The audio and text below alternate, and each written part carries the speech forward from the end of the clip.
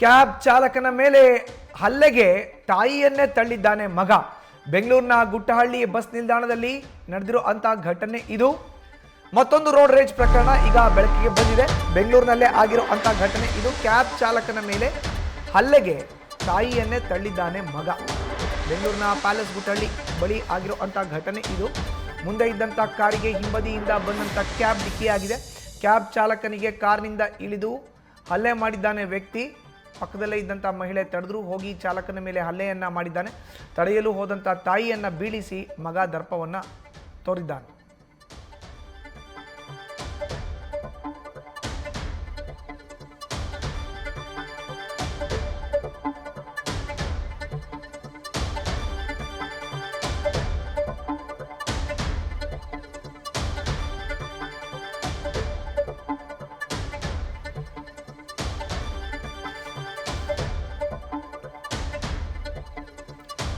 ಇದು ಬೆಂಗಳೂರಿನಲ್ಲಿ ಮತ್ತೊಂದು ರೋಡ್ ರೇಜ್ ಪ್ರಕರಣ ಬೆಳಕಿಗೆ ಬಂದಿರುವಂಥದ್ದು. ಕ್ಯಾಬ್ ಚಾಲಕನ ಮೇಲೆ ಹಲ್ಲೆಗೆ ತಾಯಿಯನ್ನೇ ತಳ್ಳಿದ್ದಾನೆ ಈಗ ಮಗ.